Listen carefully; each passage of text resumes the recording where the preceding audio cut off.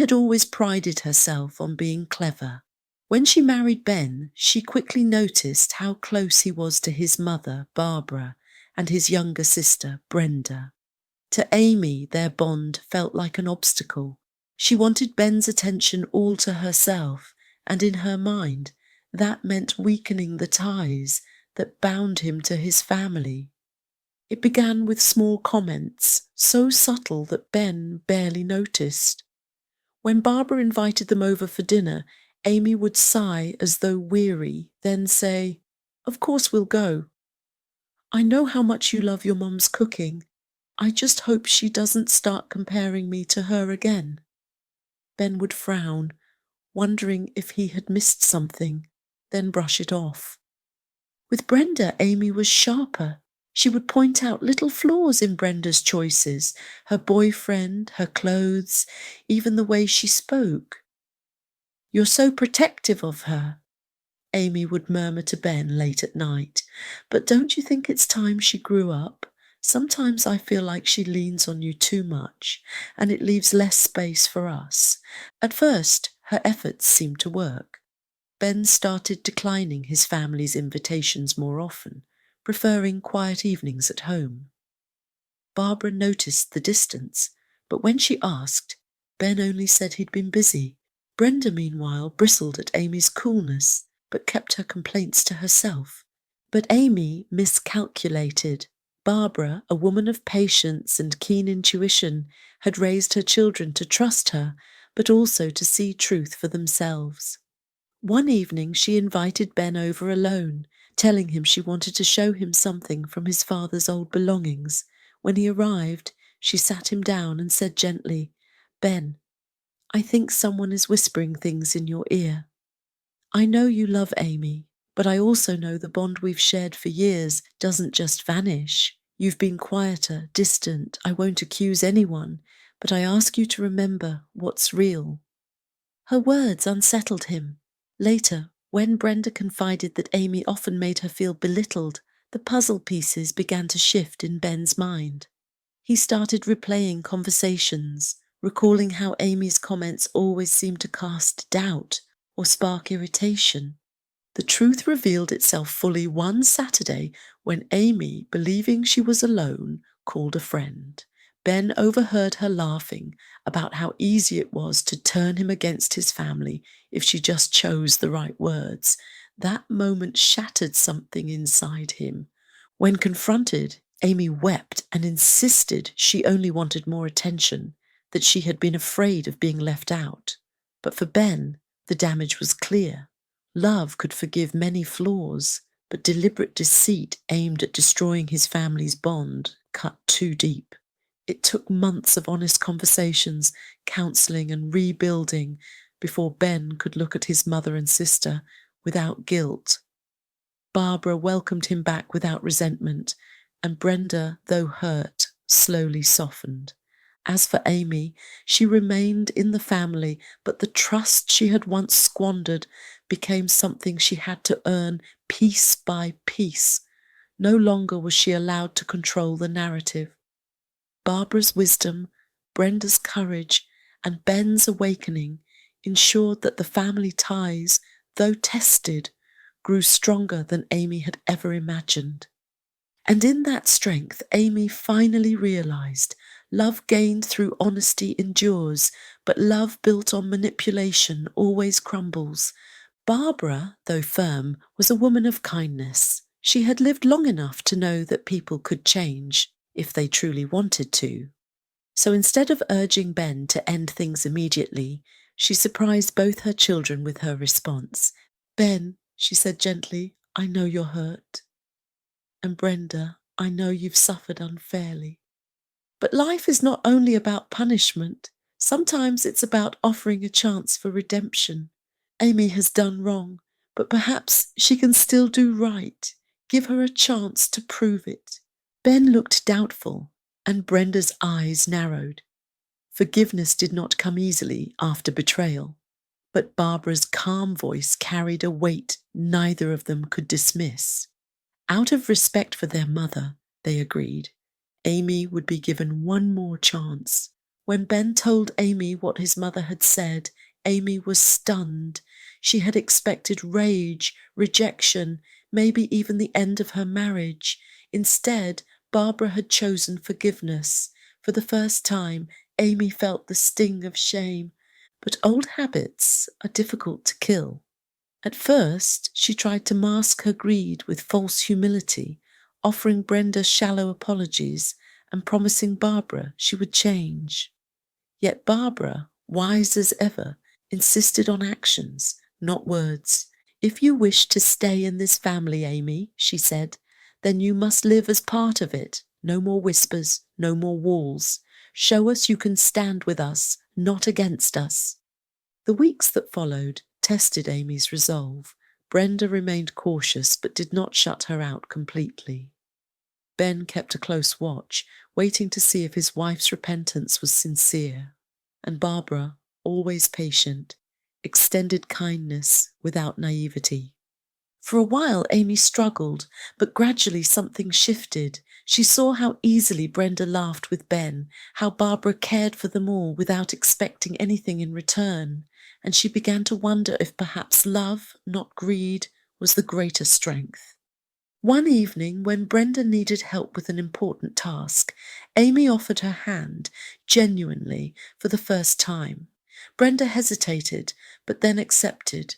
The two women worked side by side, and for once Amy felt what it was like to belong without plotting. Barbara watched from the doorway, her eyes softening. Maybe, just maybe, forgiveness had planted a seed. Months passed, and for a time Amy seemed to soften. She smiled more, she seemed like a changed person, and even shared meals with Brenda without complaint. Barbara, hopeful, believed her forgiveness was bearing fruit. Then came the news. One evening, Amy invited Barbara and Brenda to dinner. After dinner, she sat in the family room while they were all having tea. "Everyone," she said, "she has a very important announcement." Her eyes watery, her hands trembling. "Everyone," she whispered, "I'm pregnant." The words struck like a heavy wave. Ben froze, speechless, as Barbara gasped with joy. She clasped her hands together, tears springing to her eyes. "At last!" Barbara cried, her voice breaking with emotion. "A grandchild! Oh, Ben, do you hear? A little one to carry on our family." Brenda smiled weakly, though a shadow of doubt lingered in her gaze. From that moment, the household changed. Barbara's heart overflowed with happiness. She invited Ben and Amy to live in the family home. She knitted tiny clothes and spoke endlessly about the child's future. Ben, though still wary of Amy's past, allowed hope to take root. Perhaps this new life would mend what had been broken. But beneath Amy's soft smiles and careful lies, the old greed still festered. For the truth was far darker. This child was not Ben's. Amy had rekindled an affair with an ex-boyfriend, a man from her past. Still, Amy calculated carefully. With Barbara so desperate for a grandchild, she knew the baby would secure her place. She would never be cast out now. The inheritance, the affection, the security, everything she wanted would soon be hers. Only Brenda sensed the unease, watching Amy's sudden sweetness, her secretive phone calls, the way she avoided Ben's touch. Brenda felt the truth pressing at the edges of her heart, but to speak it aloud would break her brother's world, and so the family prepared for the child, unaware that Amy's deception was a ticking clock, one that would explode, shattering every fragile piece of trust they had tried so hard to rebuild. The weeks turned into months, and Amy's belly grew round with new life. Barbara was overjoyed, treating Amy with the tenderness of a daughter. She accompanied her to doctor's appointments, cooked her favourite meals, and fussed over her as if she were made of glass. "This child is a blessing," Barbara often said, her voice glowing with hope. "It will bind us all together." Ben tried to believe it. He began to soften, dreaming of fatherhood, of a little hand clutching his own. Brenda, though, could not shake her unease.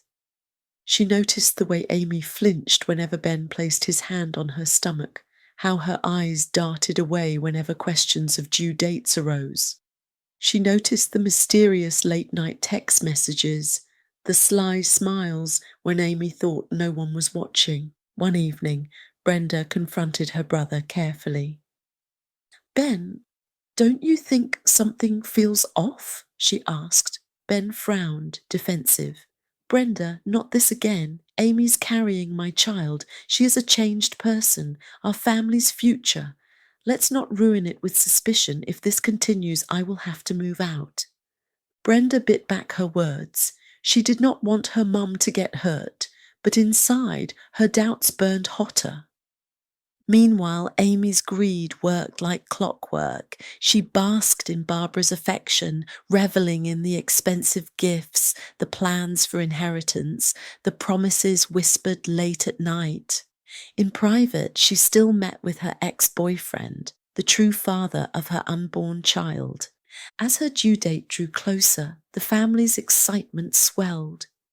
Barbara redecorated an entire room as a nursery. Ben furnished the nursery with the most expensive furniture, his heart glowing with pride.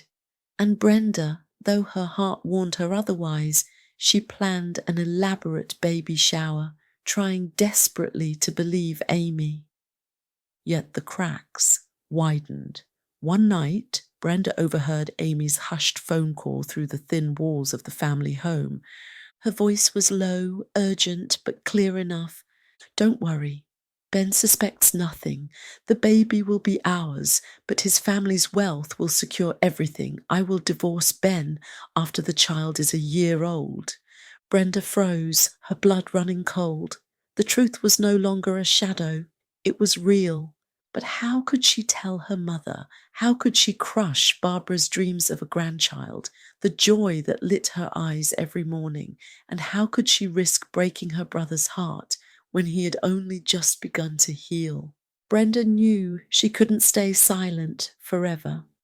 But revealing Amy's betrayal at the wrong moment could shatter the family beyond repair. And so the lie continued to grow, just as the child did, waiting for the moment it could no longer be hidden. The day finally arrived.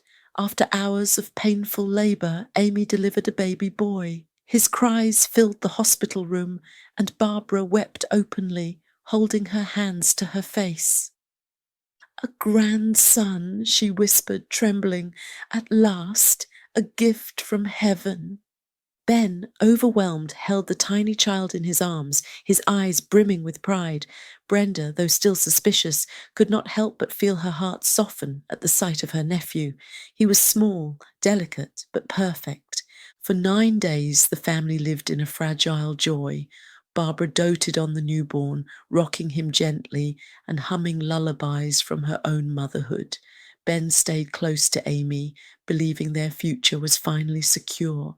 Even Brenda, against her instincts, let herself love the child, telling herself that perhaps, just perhaps, she'd been wrong. But on the 9th day, everything shattered.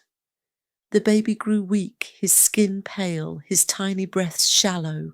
Alarmed, the family rushed him to the hospital, where doctors examined him urgently. After hours of testing, the physician delivered the news.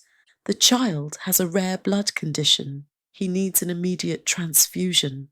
Ben stepped forward at once. "Take mine. Whatever he needs, use mine." But the doctor shook his head. "We've tested you already.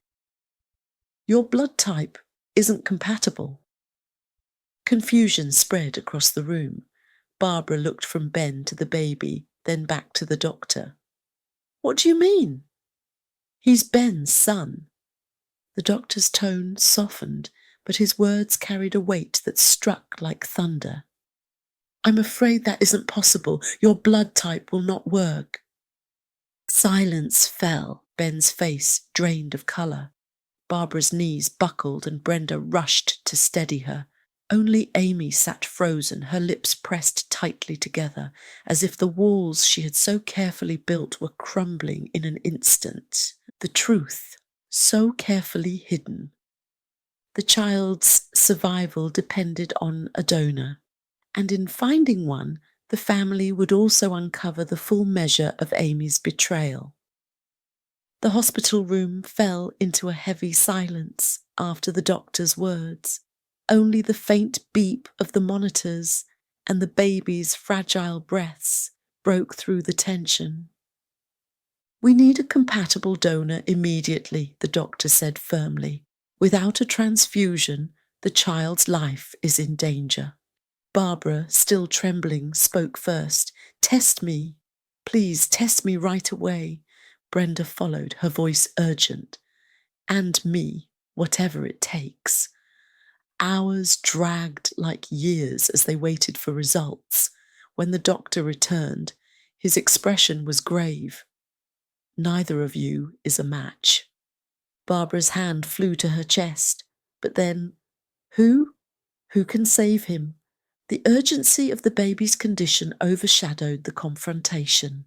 The hospital staff moved quickly, sending out urgent requests for donors. Yet as hours passed, the family's world unravelled.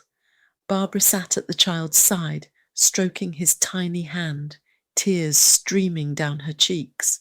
Brenda clenched her fists, her suspicion now confirmed, but she said nothing, for the baby's life was at stake. Ben stood apart, torn between heartbreak and fury. He stared at Amy, his voice low and trembling. "Am I the father? Tell me now, before—" His voice cracked. "Before this child dies."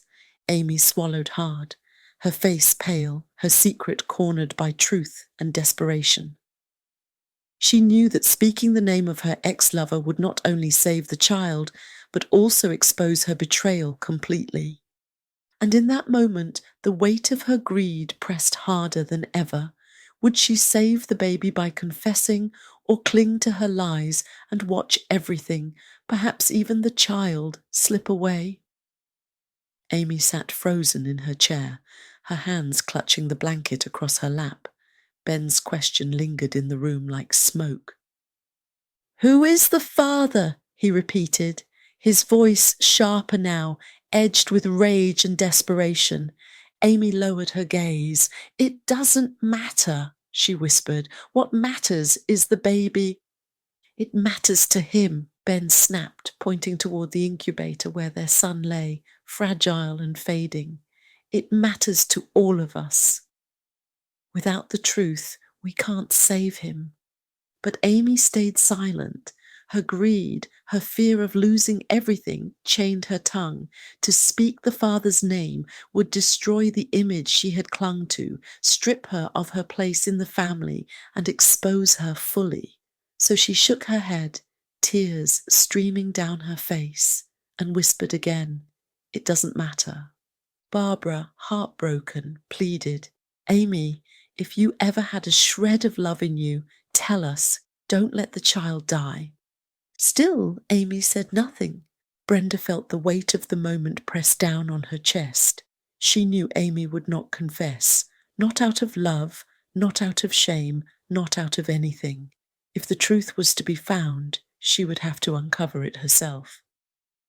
That night, while Ben sat at the baby's bedside and Barbara wept quietly in the hospital chapel, Brenda slipped out with a single thought blazing in her mind: "I will find the father."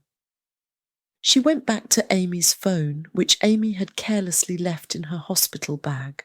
Brenda's hands shook as she scrolled through recent messages, and there it was, late-night conversations with a man named Justin, affectionate words, promises, and most damning of all, a message just days before the birth: "Don't worry, our baby will be taken care of.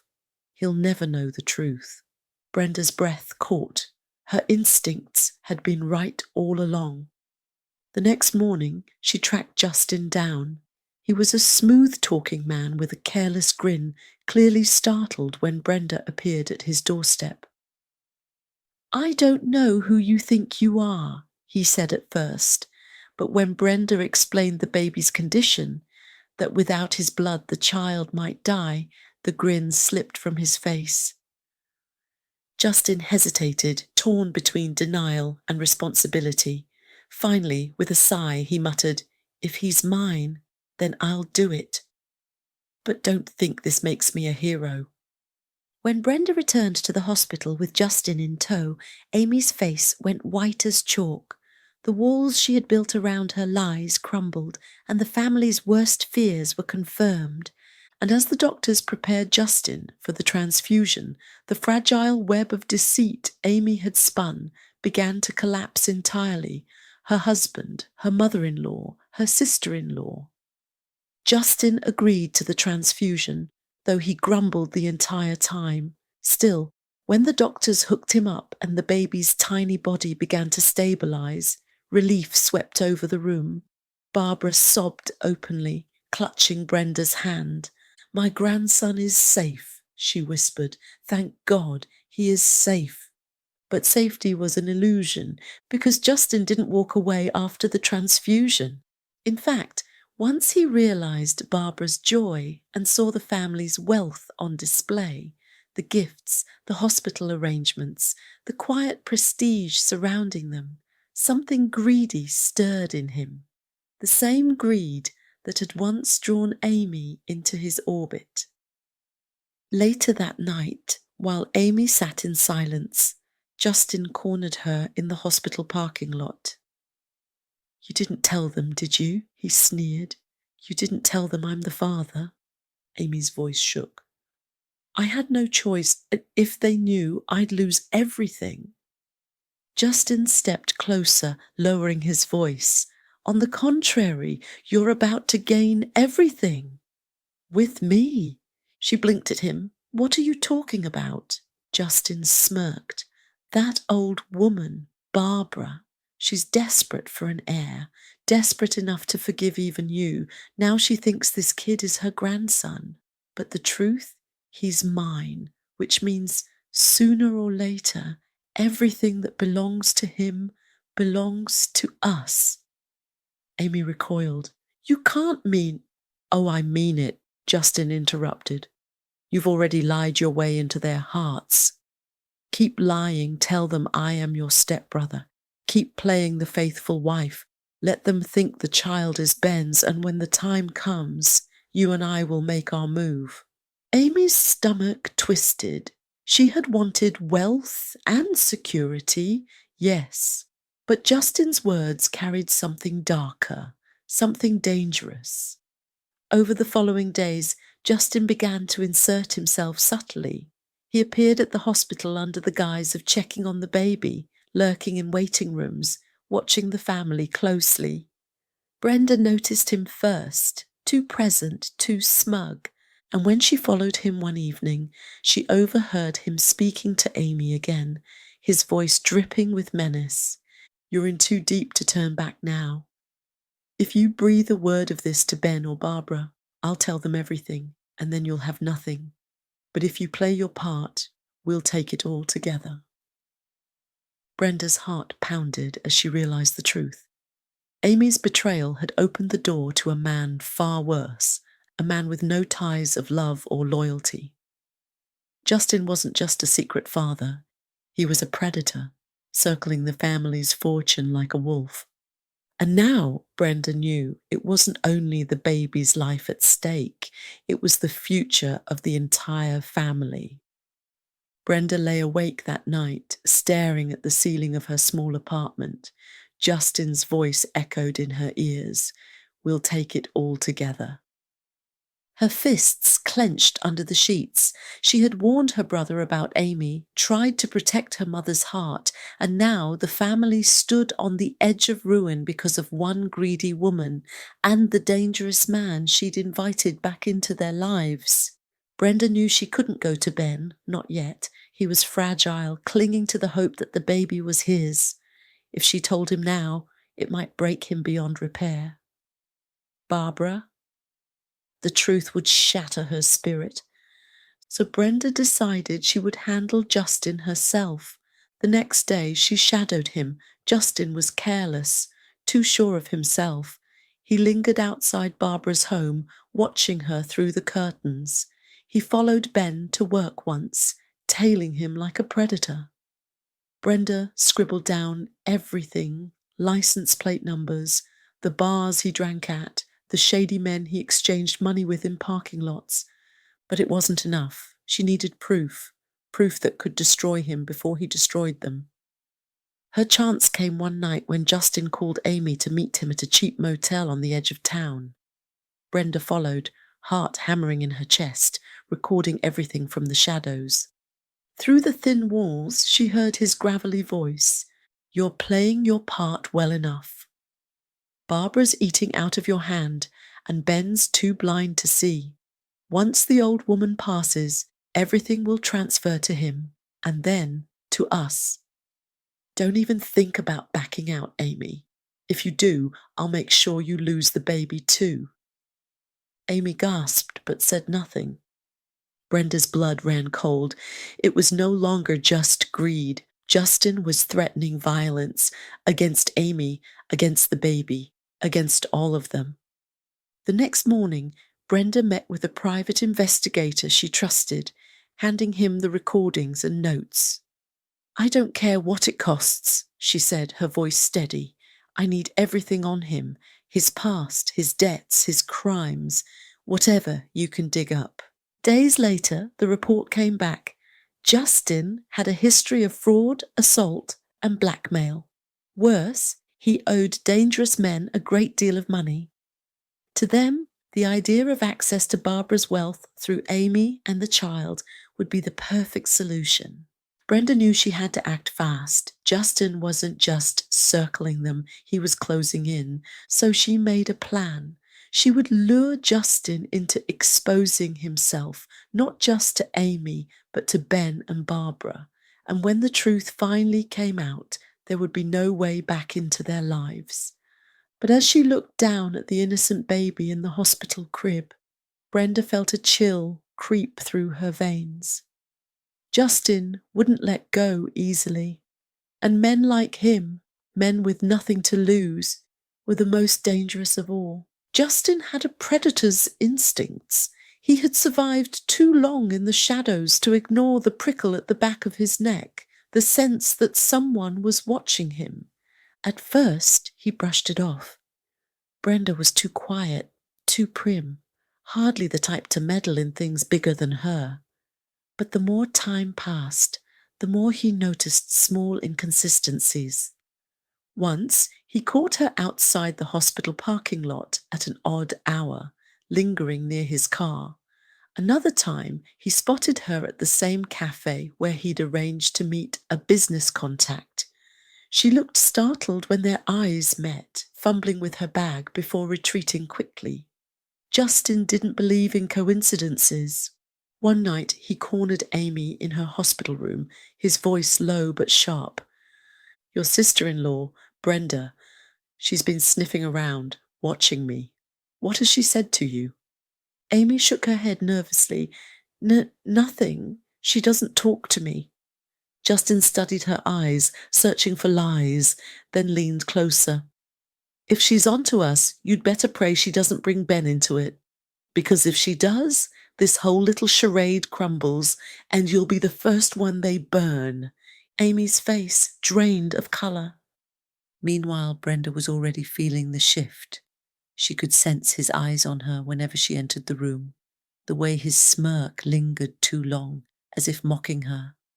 Once, when she left the hospital late at night, she thought she saw his car following her in the rearview mirror.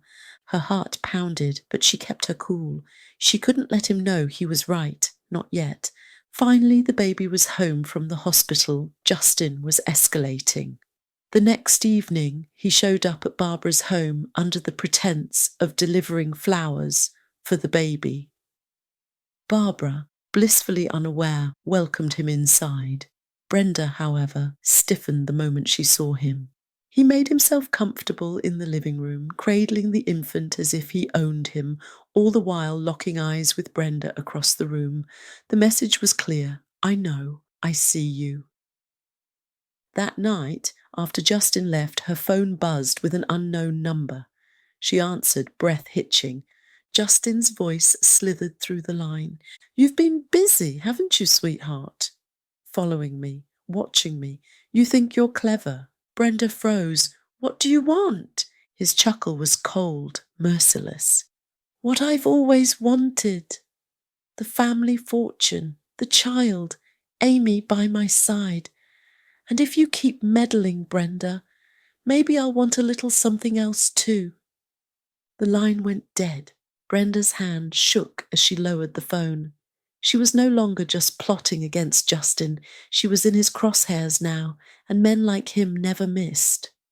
Brenda refused to cower. Justin's threat rattled her, yes, but fear sharpened her instincts rather than dulled them.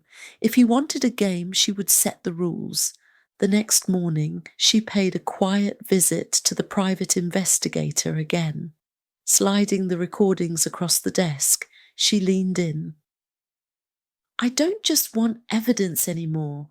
I want leverage, something that will bury him so deep he'll never crawl out." Her plan was deceptively simple. She would stage a meeting with Justin in front of Ben and Barbara. Let them hear the truth with their own ears. It was risky, but Brenda said she will think about it. Her plan was deceptively simple. She would stage a meeting with Justin, pretending to negotiate peace, offering him a way into the family's good graces. All the while, hidden microphones would capture every word, but pulling it off required nerve. That evening, Brenda called Justin, her voice trembling just enough to sound believable. "You win. I won't fight you anymore. Just meet me tomorrow, I'll explain." He chuckled darkly. Smart girl. Finally learning her place. The following afternoon, Brenda arrived at a cafe in a shady part of town, the perfect stage. She wore a wire beneath her coat, her pulse pounding so loud she swore he could hear it. Justin arrived 10 minutes later. "So, what's this about surrender?" Brenda forced herself to meet his eyes. "I know I can't stop you. You've got Amy under your thumb. The baby's your blood. Barbara's desperate for a grandchild. But if you're going to take everything, I want guarantees." "Guarantees?" he laughed, stepping closer. "Darling, the only guarantee is that I'll get what I want. The money, the house, the legacy. And anyone in my way," he leaned down, voice dropping to a hiss, "gets cut out." His words spilled like poison. He admitted everything. The plan to use Amy, his threats, his hunger for Barbara's wealth. Brenda's heart raced. The trap had worked, almost too perfectly. But then Justin's eyes narrowed. He tilted his head, studying her too carefully. "Funny," he murmured. "You don't look like someone who's given up. You look like someone playing me." He reached out suddenly, yanking at her coat. The wire glinted. Brenda's blood turned to ice. Justin's face twisted with rage as he roared, "You little rat!" and lunged. "You are pretending to negotiate peace, offering a way into the family's good graces, all the while hidden microphones to capture every word. You set me up, you will pay." Justin's fingers dug into the collar of Brenda's coat, yanking the wire into full view. His eyes gleamed with triumph, but underneath a dangerous flicker of suspicion danced. "Well, well," he sneered, gripping the device until it crackled. "I knew you were too bold for your own good. Thought you could trap me, didn't you?" Brenda's breath came fast, but she forced her face into calm defiance. "Maybe I did," she said evenly, "but you're already trapped, Justin. Every word you just spat out, it's recorded." He tightened his grip, dragging her closer until she could smell the bitter alcohol on his breath. "You think a recording scares me? I'll make sure that tape disappears before anyone hears it." Brenda allowed herself the faintest of smiles. "You're too late." "That wire?" It isn't the only one. The house is wired. The car is wired. I've been recording you for weeks. Even if you kill me right here, the truth is already out there. For the first time, Justin's confidence wavered. His grip loosened. You're bluffing. Am I? Brenda leaned in, whispering, Ask yourself why I brought you here, Justin. Why I didn't beg Ben to come. Why Barbara isn't cowering at home. Do you really think I came alone? His head snapped around instinctively, scanning the cafe's outside parking lot. The silence pressed in, thick and suffocating. He was unsure that Ben and Barbara were listening in a car outside. The waitress appeared, asked if Brenda needed help. Justin answered laughingly, just a lover's argument. She asked Brenda if she needed her TI call the police. Brenda said she is okay after the waitress left. Brenda seized the moment and lowered her voice to a deadly calm. You've already lost. The more you threaten me, the worse it gets for you. If you walk away now, maybe you get to breathe another day. But if you touch me, Justin, if you so much as bruise me, this family will see to it that you disappear for good. For a moment, Justin's mask cracked. Rage flared in his eyes, his jaw working furiously. But beneath the fury, calculation churned. He wasn't afraid of Brenda, but he was afraid of being outplayed, afraid of losing control. He answered, You think you're clever. You think you've beaten me. But I'm not done, Brenda, not by a long shot.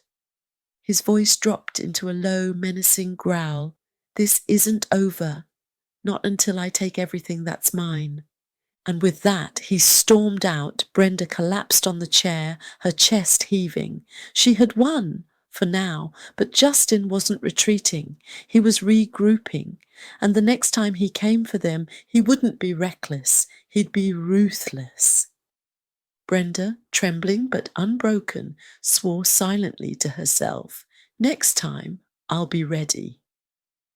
For a week, the family lived in a fragile calm. The baby recovered steadily, Barbara clung to hope, and Ben moved about in a daze, unsure of what is coming next. Brenda stayed on edge, waiting for Justin to make his next move. And he did. It began subtly. Barbara's car was found one morning with the tyres slashed in the driveway. A warning. Ben's office received anonymous calls, hinting at scandals that never existed. Amy's phone buzzed with messages from an untraceable number. You belong to me. Don't forget it. Brenda knew Justin was circling, testing, tightening the noose. He was too clever to strike openly now. He was playing a longer, crueler game.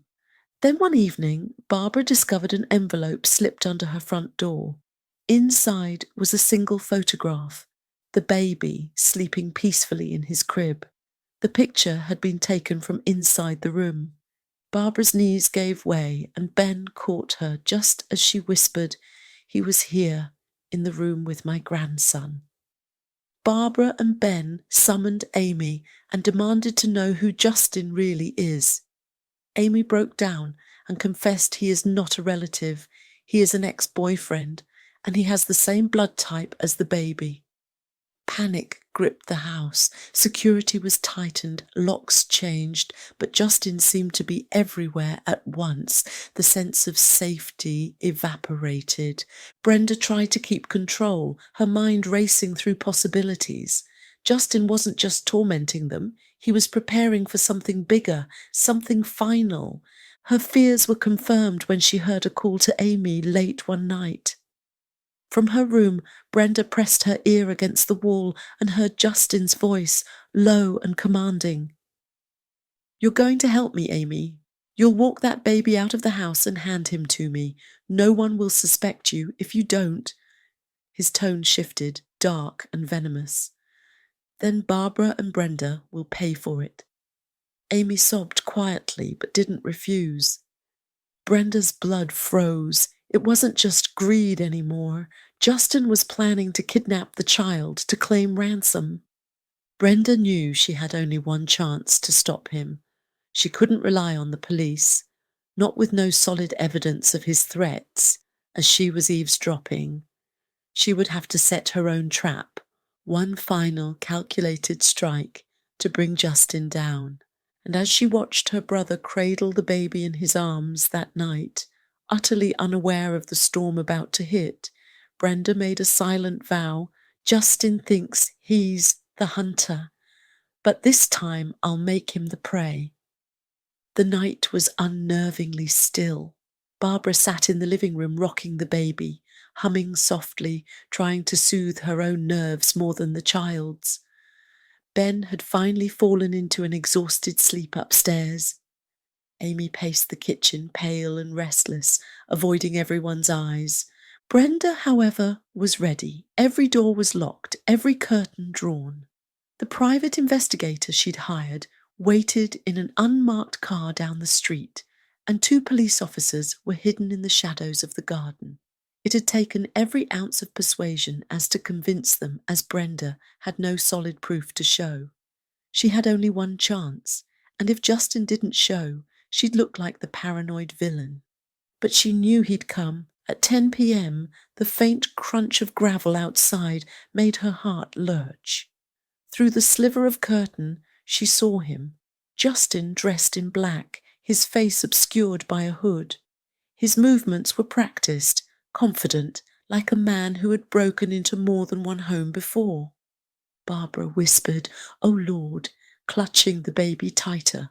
"Stay calm," Brenda hissed, her pulse thrumming. "Trust me." Justin slipped a tool from his pocket and pried at the back door. A soft click, and the lock gave way. He moved with silent precision, like a shadow sliding through the kitchen. Amy froze where she stood, wide-eyed. Justin raised a finger to his lips, signalling her to be quiet. Then he reached out and grabbed her arm, shoving a cloth bag into her hands. "Take him," he mouthed. Amy trembled violently, looking toward the living room. For a moment Brenda thought she might obey, but when Amy's eyes flicked toward Brenda's, there was a flicker of hesitation, fear, but also the weight of a choice. Justin didn't notice. He strode forward, stepping into the glow of the living room. His smile was a chilling mask. "Hand him over, Barbara," he whispered, "or things will get ugly." Barbara clutched the baby close, her voice breaking. "Please, please don't." But before Justin could make another move, Brenda stepped out from the shadows, her voice steady and sharp. "It's over, Justin. This house is wired, the police are outside, and every word you've said tonight is being recorded." For the first time, Justin faltered. He glanced at Amy, then back to Brenda, fury twisting his features. "You set me up." "Yes," Brenda said coldly, "because I knew you'd come for him." You couldn't resist. A loud command came from outside. "Police, your hands where I can see them." Justin spun, but the 2 officers and the private investigator was already at the front door, guns trained on him. His bravado cracked, replaced with raw desperation. He lunged toward Barbara, reaching for the baby, but Brenda intercepted him with a force she didn't know she possessed, shoving him back into the officer's path.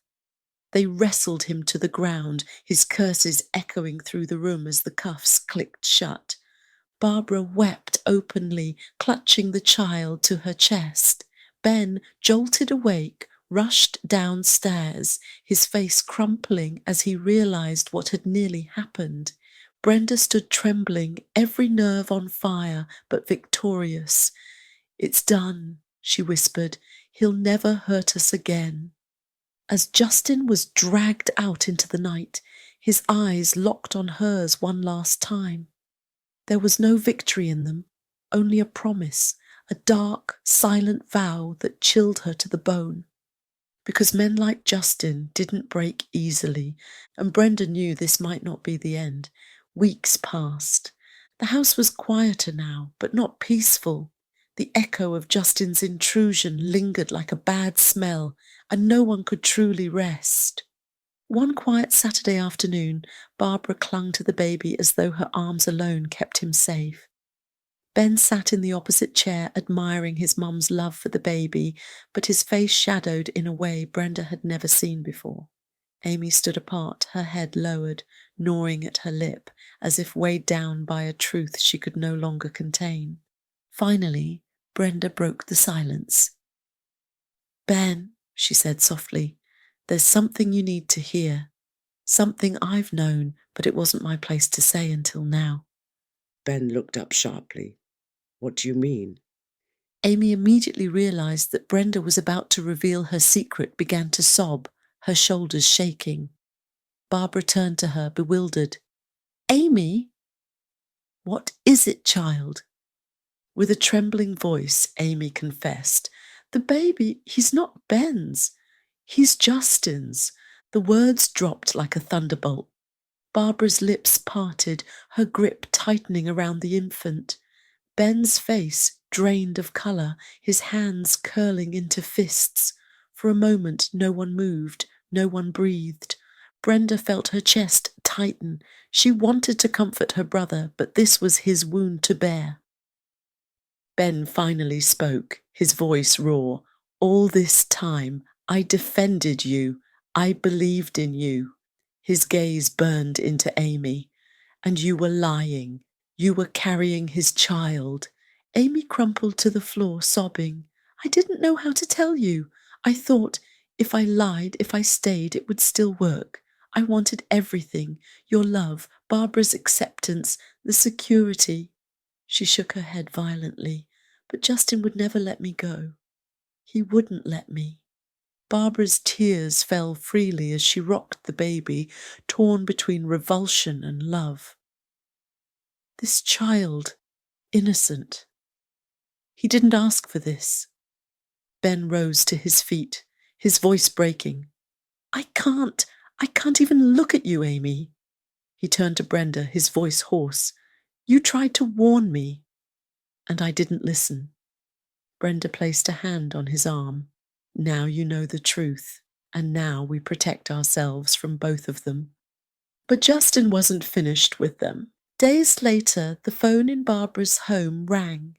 She answered, and a familiar voice oozed through the receiver, mocking and cold. "Hello, Barbara. Did you miss me?" Her hand shook violently. "How are you calling here?" Justin chuckled. "Jail bars don't stop a man with friends. I hear you've been bonding with my son, my blood.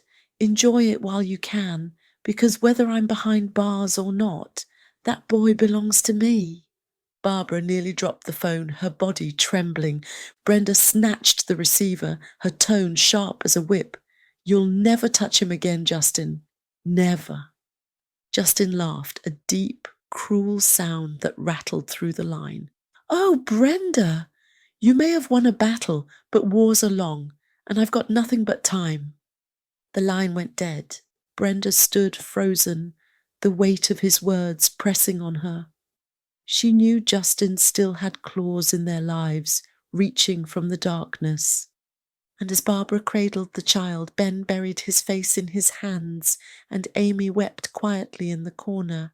Brenda realized the war wasn't just about Justin anymore. It was about whether the family could survive the wreckage he had left behind. The hospital was filled with the sterile scent of disinfectant and the muffled hum of machines. The baby, so fragile, had struggled against pneumonia for days. Barbara never left his side, her hands folded in desperate prayer, whispering lullabies as if her voice alone could keep him tethered to life. But on the 9th night, his fight ended. The monitor's beeping slowed, then silenced. Barbara's wail tore through the room, raw and unearthly. Ben collapsed into a chair, his face buried in his hands. Brenda stood frozen, grief tightening her chest until she could barely breathe. Even Amy, broken and exhausted, fell to the floor, sobbing uncontrollably. The family had been torn apart by betrayal, but now they were united by a grief deeper than any wound Justin had inflicted. The baby, the innocent, the one pure thing in the chaos, was gone. They buried him quietly, without fanfare. Barbara insisting on holding a small white rose in her hand until the very last moment, pressing it against the tiny casket. But Justin didn't know.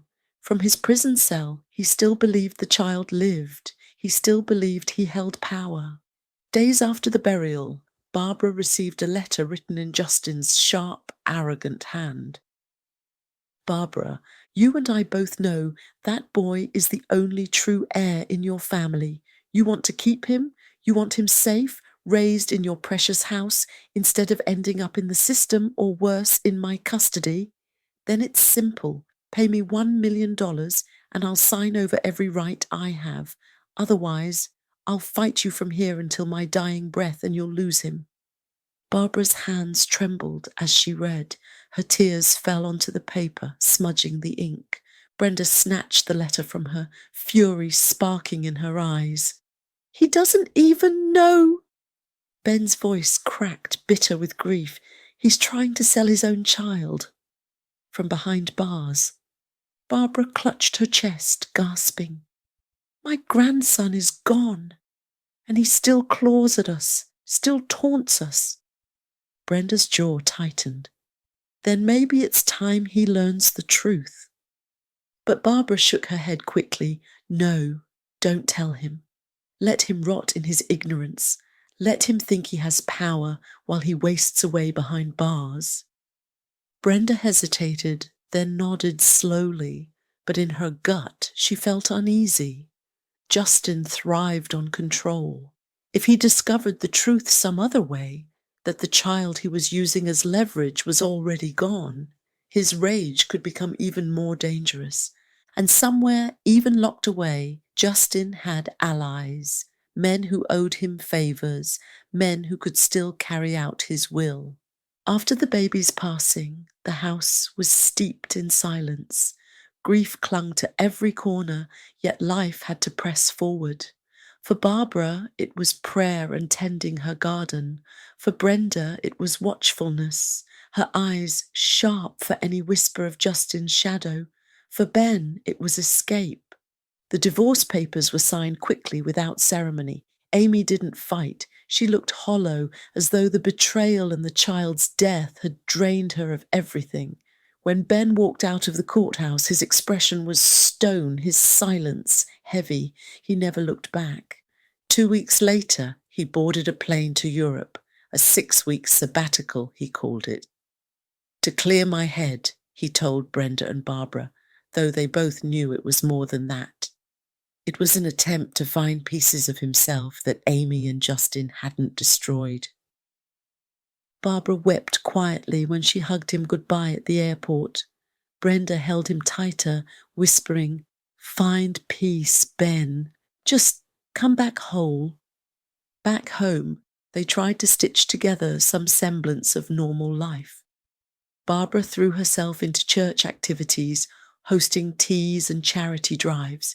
Brenda took on more hours at work, channeling her energy into routine. But Justin hadn't gone away. From behind bars, he wrote letters, dozens of them, addressed to Amy, Barbara, even Ben.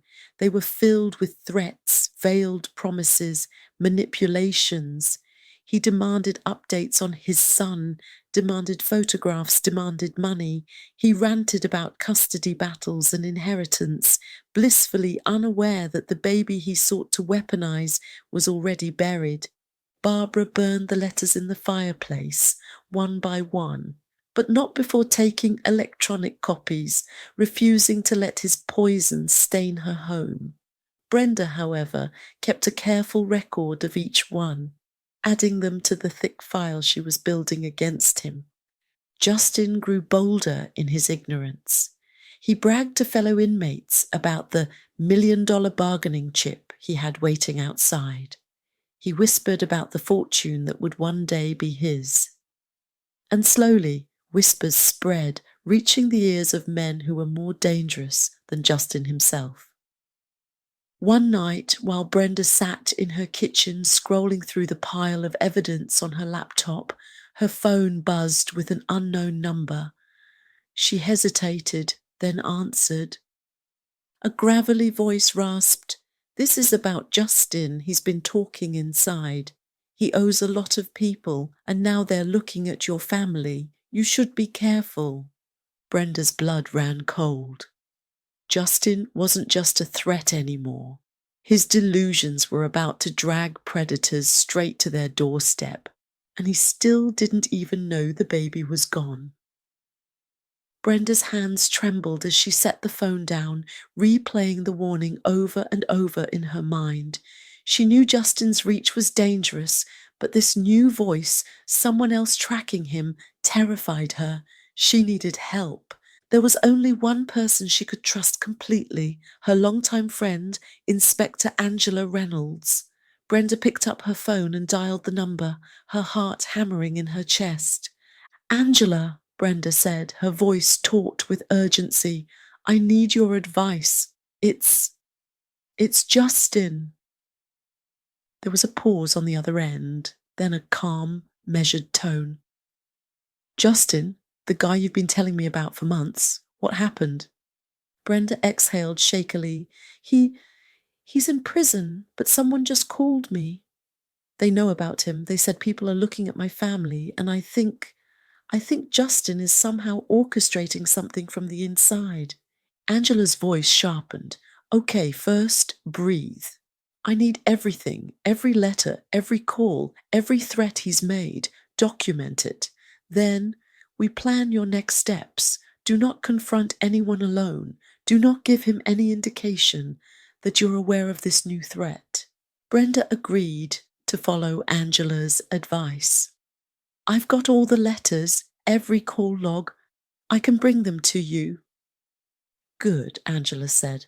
"We'll also increase surveillance on you and your family. And we'll check Justin's associates, anyone who might be acting on his behalf. This isn't just a prank.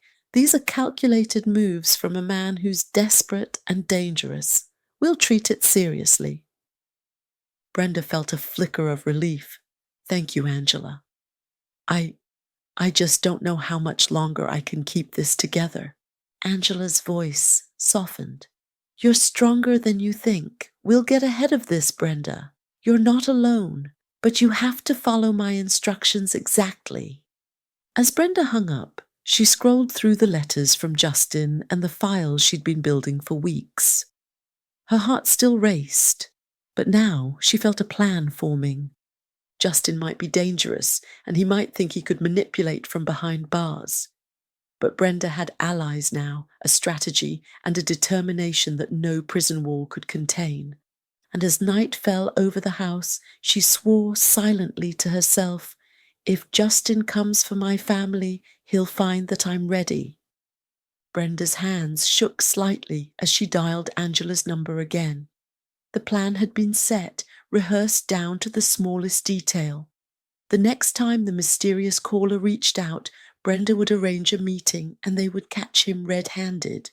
"Remember," Angela's voice was firm, calm, and commanding, "this is dangerous. Stick to the plan exactly. Meet him at the cafe I told you. You're wearing the wire. There are plainclothes officers around the perimeter. They won't be obvious, but they're watching. Do not act rashly, and whatever happens, keep him talking." Brenda swallowed hard. "I understand. What if he gets aggressive?"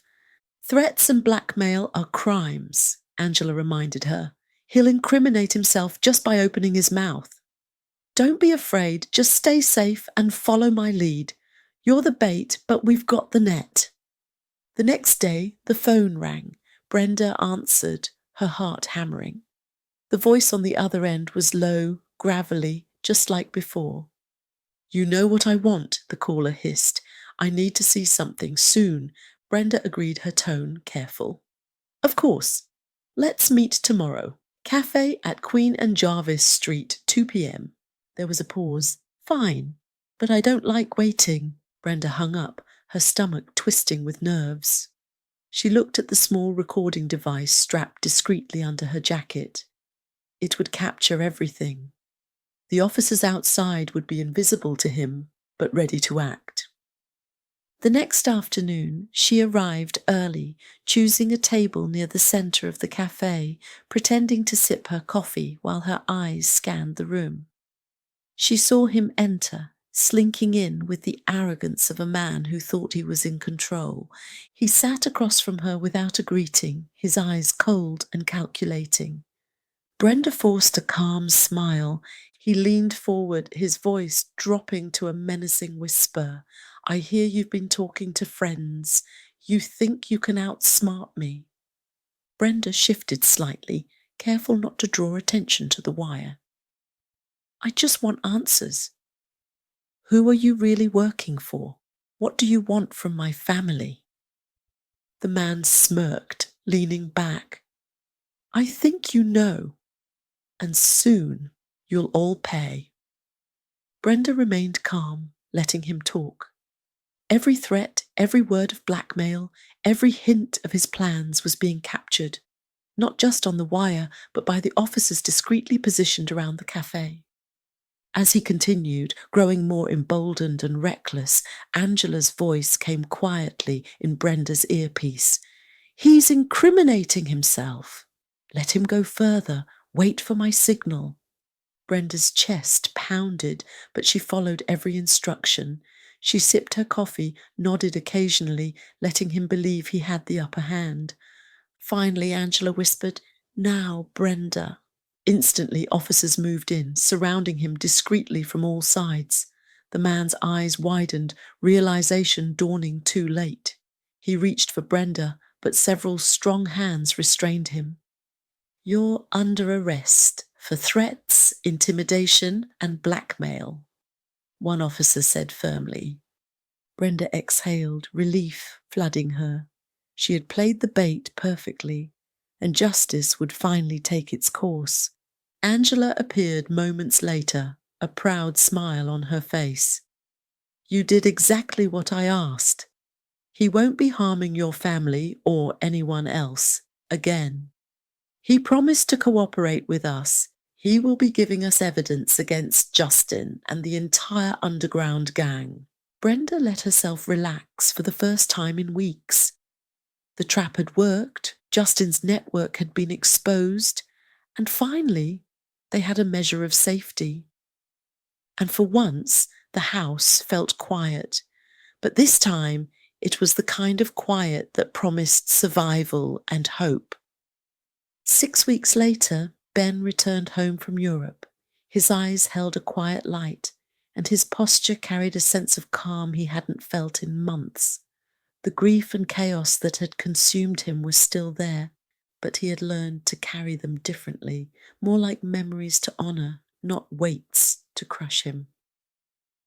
During his travels, he had met a young doctor named Alicia, an ambitious and warm-hearted woman on her way to complete her internship in Canada. They had crossed paths in Florence, sharing a few meals and long conversations about medicine, life, and healing, not just of the body, but of the soul. Her optimism and sincerity had struck a chord with him, offering a gentle counterpoint to the darkness he had endured. Before returning to his hometown, Ben had asked Alicia to reach out when she arrived in Canada. It was a casual promise, but to him it symbolized a bridge back to connection, hope, and the possibility of new beginnings. Back home, Brenda noticed the change immediately. Ben, she said, a hint of surprise in her voice, you look different, happier. Ben smiled, a real easy smile for the first time in what felt like forever. I've had time to think, Brenda, to process, to let the worst of it go and find something to hold on to that's positive. Barbara, still tender from the loss of her grandson, nodded slowly. That's good, Ben. You need that. All of us do. Over the next few days, Ben shared stories of his travels, speaking fondly of Alicia and how her drive and compassion had inspired him. Brenda listened, a faint smile tugging at her lips. She could see the healing in him and the way he was cautiously opening his heart to the world again. Before she left to return to work, Brenda reminded him, "Just take it slow. You've been through so much." Ben nodded. "I will. But I also want to live again. And if Alicia makes it to Canada, I'll reach out, see where it goes. For now, I just want to appreciate being home and the people I still have." Barbara glanced at him, her eyes soft but wary. That's all any of us can do, appreciate what we have left. For the first time in months, the house felt lighter, as if a window had been opened after a long winter, letting in air that had been missing for far too long. And though Justin's shadow still loomed in the distant corners of their lives, for now the family had a moment of peace. Ben looked at the horizon that evening, thinking of Alicia, of new possibilities, and of a life that might finally move forward.